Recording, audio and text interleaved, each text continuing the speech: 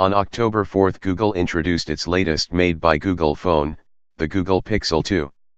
In fact, and in accordance with expectations, Google unveiled two Pixel 2 models, the standard Pixel 2 and a new Pixel 2 XL. Both of which follow on from last year's Pixel and Pixel XL models, although that does not mean they as alike as their predecessors were. If anything, the differences between the Pixel 2 and 2 XL are now far more apparent and in many ways highlights what is good and what is bad about the Pixel line in general. When it comes down to it, the Pixel 2 XL is good.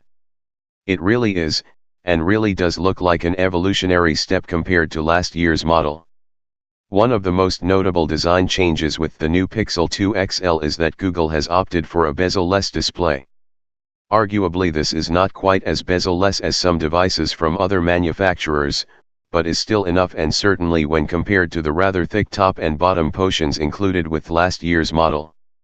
Adding to that is the inclusion of an 18:9 aspect ratio, which has quickly become one of the go-to features for smartphone manufacturers this year, and it is good to see Google keeping up with its contemporaries on design, something the company has been criticized on when it comes to the Pixel and Nexus lines in general.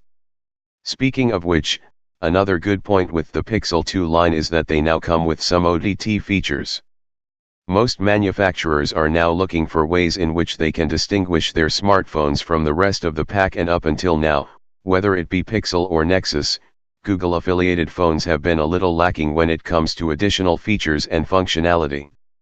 Yes, you get the latest version of Android and everything that comes with it, although that also rolls out to most other flagships in due course, but in general, Pixel and Nexus phones have been a little too stock when it comes to additional features. That has now changed, however, as in addition to the already mentioned 18:9 aspect ratio on offer with the 2 XL, both models also feature Active Etch.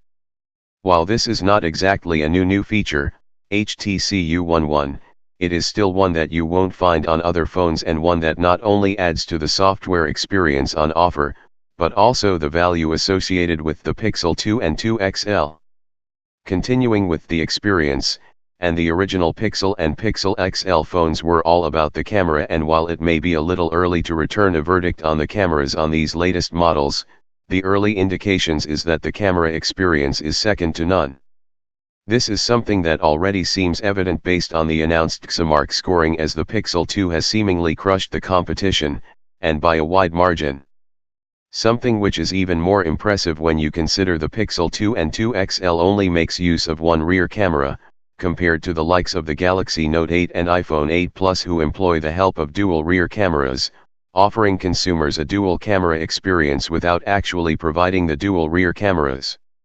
So it is clear that Google has placed a good deal of focus this year on the software experience, and this is without even taking into consideration the likes of Google Lens, debuting on the two Pixel 2s, the advancements of Google Assistant, the various other Pixel-specific launcher tweaks, free full quality photo backups, and of course, 3 years worth of OS updates.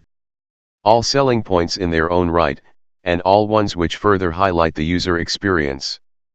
Last but not least, another very good thing is that even though there are two models available, beneath the surface they are almost identical. This was the case last year, and it is good to see Google continuing that approach this year. As regardless of which model you opt for, and barring the likes of screen size, resolution, and battery capacity, the experience on offer should be very much the same. Meaning the only real decision is which device size is better suited to your needs. Are you more of a 5-inch or a 6-inch person? One of the good points already noted is that there are two models, with one of them adopting a premium stance. However, this is also one of the bad aspects. As while Google is offering consumers a choice of size, they are also by default forcing that choice to be about the quality of the display in general. One of the best aspects of the two new Pixels is that underneath they offer a same experience, however the same cannot be said for the exterior. Not only is the Pixel 2 XL better on paper, but it looks better, and again, by some margin.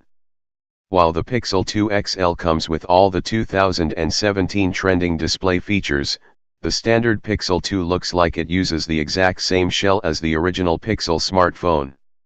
Yes, the sides of the device now include active edge functionality and the back of the device looks the same as the 2XL, but the front of the device not only looks like the original model, but looks far too dated.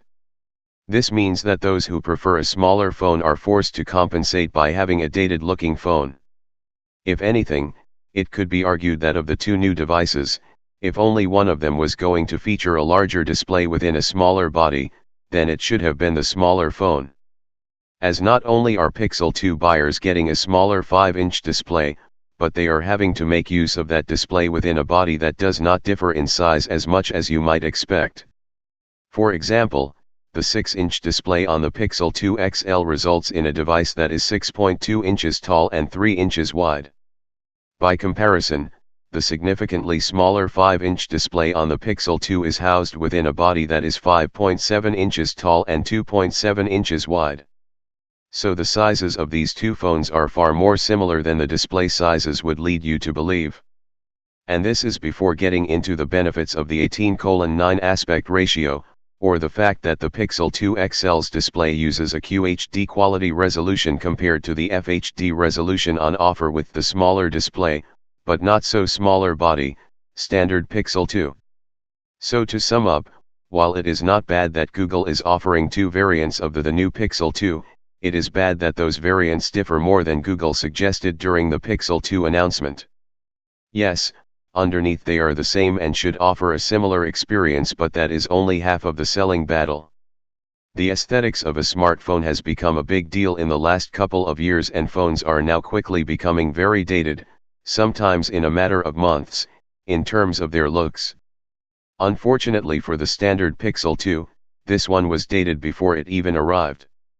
The Pixel 2 and the Pixel 2 XL do have a lot going for them, and arguably are two of the best phones you can currently buy. Well, one of them is for sure. However, as is the case with Google in general, where the Pixel 2 and 2 XL may come undone is in their ability to actually end up in the hands of buyers. It is one thing to try and sell a high-priced smartphone in 2017, but it is quite another to try and sell a high-priced smartphone in 2017 when there is recurring stock issues. And let's face it, the Pixel phone brand is no longer the debut brand that it was last year. It is now time for Google to start selling in real numbers.